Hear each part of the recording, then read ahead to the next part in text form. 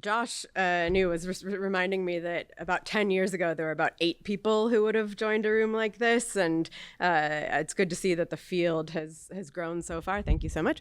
And I think a lesson that I've learned over the course of that decade is the importance of translation between technical work and policy work, and the danger of vagueness and slippery terms, and the extent to which misunderstandings or disagreements over key terms can derail a whole process. As a previous speaker said, not having a definition kind of set up from the get-go means you get stalled for weeks, months, years, just arguing over what you're even talking about. And so I'm going to talk today. I think we've heard already today maybe at least 2, if not 3 definitions of what audits could be, whether, on-chip verification of some characteristics of models running, verification of corporate practices. And so that confusion, when I first started the AI Governance Lab about 2 years ago, one of the first questions that I got asked was the motivation for starting such an organization at a civil society organization was for us to be able to answer questions like, what's an audit? we all know we want one, but what is it actually? And so that motivated my team to kind of think through this disconnect. Because when we lack clarity about what we're talking about, we risk passing laws or passing, standards or aligning around practices that don't actually accomplish our goals, but make it look like we are. And it's something that people can point to and say, oh, but we're red teaming, we're assessing risk, we're auditing this, and something is missing there. And I think none of us want to be in a world where we think we've passed something meaningful and we're not actually getting to a safer place. So you risk getting to checkbox exercises that provide false confidence rather than rigorous investigation that surfaces real risks and motivates change in behavior. So whether you call it red teaming, auditing, evaluation, or impact assessment, all of those words are used sometimes synonymously, or sometimes each of those words is used to mean a dramatically different set of activities. This current landscape can feel incredibly confusing, especially for policymakers who are not thinking about this on a day-to-day basis.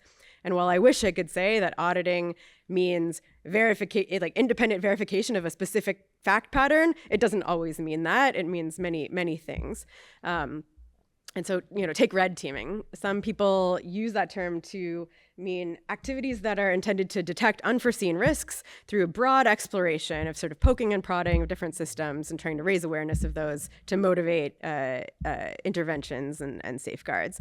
But others mean to use it as specific investigations of attack vectors, of a specific risk that they're trying to identify. Sometimes there's internal red teaming, sometimes there's external red teaming. And so when we're crafting requirements around whether something ought to undergo red teaming, if we don't kind of parse out what it is we're trying to accomplish, we're not going to get there.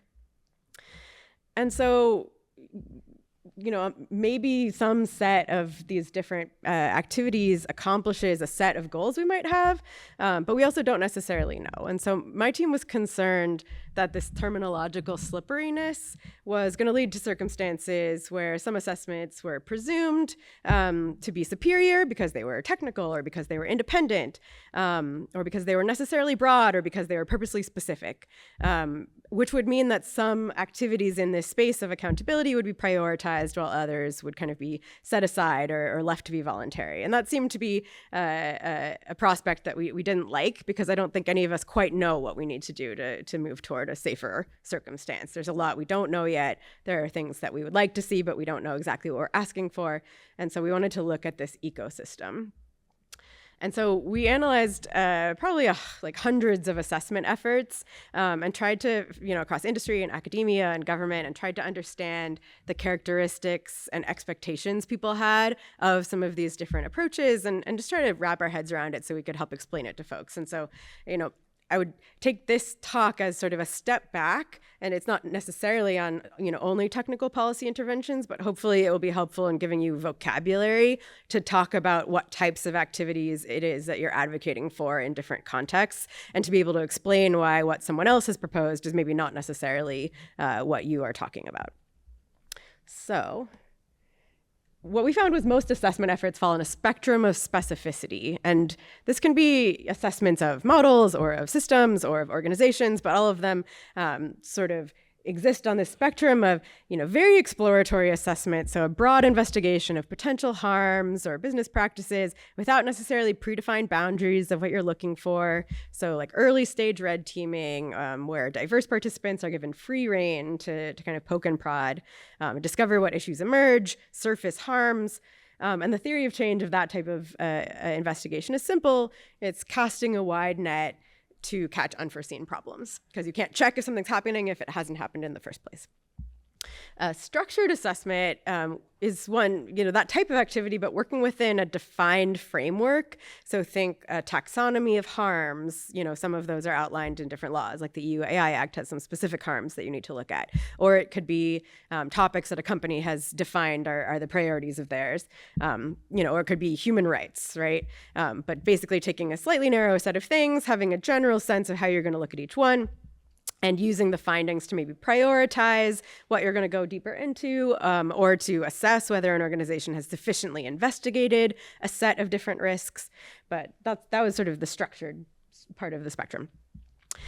Focused assessment was taking a specific harm or a specific risk and digging into it. And from our perspective, ideally through mixed method approaches. So, maybe technical investigation, but also understanding how a system might interact with the people using it, the institutions it's situated within, to understand how that risk might manifest, to understand if it's, exceeding a specific expectation.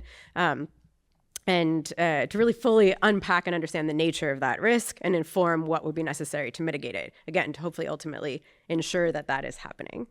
And finally, specific assessment, measuring the particular characteristics of a very precise,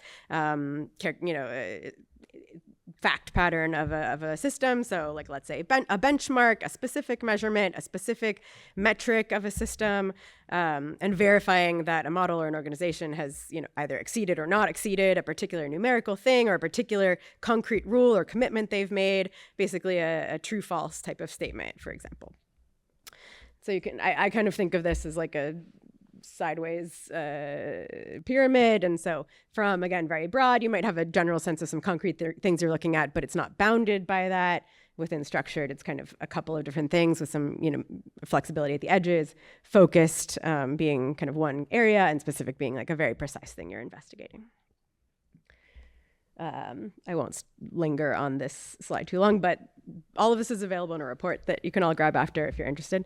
But, these are obviously dramatically different activities, but by teasing them apart, our hypothesis is that it's easier to see which ones can be complemented by different types of activities, who ought to be doing what. And it, really makes clear that doing any one of these alone is probably not going to get us to the state that we want to be. It might get us part of the way there, but we can more easily see what's missing. So the second dimension was the degree of independence of these efforts, from low independence, internal teams, the folks developing the models or systems themselves, to medium independence, moderate independence. So maybe assessment from a reasonably disinterested party, but that could still be an internal sort of risk team. It could be an internal audit team. It could be an external team that's contracted to do work, but maybe there are some constraints over what they can share and on what timeline. To truly independent third party efforts where maybe there's actually not even any contractual relationship between the parties, and it's somewhat of a more adversarial posture. All of these have pros and cons as well. Like, there's a lot of attention on third party auditing, which is absolutely understandable and something we definitely need. But at the same time, that most independent type of effort, people who really have absolutely no relationship with an entity, also might not have access to the technical details they might need to verify characteristics of a model, or even the sort of infrastructure to detect that the data that might be provided in an audit is accurate in the first place. So like logging data, to be sure that the data you think about a system is actually what's happening in the real world. Or a model, maybe in a vacuum, you can test, but until you see it interact with other components of a consumer product or the real world, doesn't actually tell you the full picture. So, again, pros and cons of each of these different approaches. We shouldn't discount any of them as part of this ecosystem, but really thinking about which of them is going to accomplish the goal that any given proposal has is really, really important. So why does this matter? We found that kind of by combining these two axes, it helped make a mental model of what all sorts of different things were that seemed to sort of vaguely relate to one another, but that people were describing in dramatically different ways. So what are the gaps in current approaches? Where are they situated? And so my example that I want to go into is actually a New York City example. So you'll appreciate that. So New York City local law 144 requires independent audits of automated hiring tools, measuring a specific bias metric of those tools. And that sits at the intersection of a specific, medium to high independence effort with high specificity. So it's excellent for generating comparative results across organizations and potentially informing remediation efforts. But it's poorly suited for identifying novel forms of discrimination. And there's been a lot of debate over whether the metrics that were selected are actually telling us much at all, and whether they're actually motivating change is another thing. But, it's one of the first laws in the space that required something like this. And so it's been really great to kind of poke and prod and see how effective it's been. Meanwhile, while companies conduct internal exploratory red teaming before model release, they're operating with low independence, but very broad scope. And that can be important to, having time to identify a set of risks and actually surfacing them early enough to address them. And an external third-party audit after deployment is not going to have that opportunity, but you still might, want that to come in at a different point. So neither of these approaches is inherently better, because that requires answering better at what. They each serve a particular purpose in the ecosystem of governance and accountability, and being able to kind of parse that out, I think is important. So this framework, I think, offers a couple of key insights. For me, it just helps me understand what I'm even thinking about and answer questions when people are like, what should the red teaming law say? It's like, well, what are you trying to accomplish? But hopefully it's helpful for you as well. And so a couple things that it raises for me are, no single assessment approach can accomplish all goals. Exploratory approaches might be needed to find novel approaches, novel risks. Specific measurements could trigger regulatory action or, particular activities that are necessary in order to go to market. Export controls, whatever it is, you might need a specific metric against which you can validate in order to trigger those things. And there will be arguments over A, what those metrics are, and B, whether someone has met or exceeded them. And we should be prepared for that. And I think that's where technical research can come into play quite a bit. What are the measurement methodologies? How confident are we that those are actually measuring the things we want them to measure? How confident are we that a different approach is not also measuring that thing? And what if they disagree? Like, there's a lot that's going to happen at that point of debate. The second is that independence and scope trade off with each other in important ways. So external researchers and auditors have the credibility and freedom to raise concerns without fear of corporate retaliation, but they often lack the system access they need to do kind of a deeper dive. And, I think there are different policy levers you can do to kind of change that balance of power. So Whistleblower Protection Act, for example, can help change that. But thinking about, what are the constraints that any given party at any given scope of inquiry might be facing when we're thinking about the goals of audits.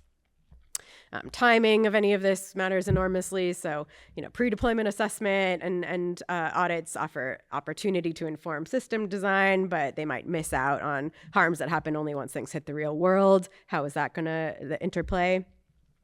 And how do we make sure there are feedback loops between any of these inquiries into the actual design process? So we've seen, I think, a number of examples where there's whether there are audits or research or evals that identify an issue and that it's sort of brushed aside, or it's like, oh, that's interesting, but we're going to move forward in any case. And so really articulating beforehand what are the consequences of conclusions of any sort of assessment effort is really important if we wanted to accomplish a particular goal. So leading me to my kind of recommendations is, first, we should start with a clear goal when we're trying to define what an audit or any such related activity is, because that will help determine where on that, graph we should land. The next is to match the right method to the goals and figure out, are we looking for an exploratory approach? Are we looking for a confirmation of a specific set of things? If it's the latter, we need very clear definitions of the set of things we are confirming, and definitions of what would be sort of a checkbox, insufficient demonstration of that thing versus a real rigorous demonstration of that type of activity. We do need to invest more in genuine independent audits where it matters most. So not every assessment needs that, explicit, completely disinterested third-party approach, but some things might. We also need to better define what would a moderate independence effort look like that we would still feel confident was sufficiently independent to not have been captured by the interests of the auditee. So is that prohibiting constraints around what they can share and when and with whom? Is that some kind of different financing structure, et cetera? And finally, we need to resource any sort of assessments appropriately with both funding and time. Even technical assessments can take a while, developing eval data sets, deciding what you're testing in the first place. And that's just, again, that most specific part of the picture. And there's so many other things that take a lot more time and stakeholders to really feel confident that you're identifying the practices that might be most concerning. So the stakes of getting this right, I think, are really important. I think that, I wouldn't identify myself as traditionally from like the AI safety space, but I think that even across different communities that care about AI policy, there's so much shared interest in developing an ecosystem of real meaningful efforts to spot risks and make sure those risks are mitigated, that I think this is an area where there could be a lot of overlap and alignment, and making sure we get to the finish line and actually get something across, into legislation or into corporate practice does require us to get a little bit more specific. Otherwise, we'll all say, yes, we agreed that auditing is important, but then get to the end and be like, oh, wait, but you only meant frontier models? I actually meant, classifiers, and I wanted them to measure socio-technical, impact, and you wanted them to measure, chip capacity. And so if we can kind of get on the same page ahead of time, I think we'll all have more likelihood of success in achieving all of our goals. So I don't know where I am on time, but I will stop there.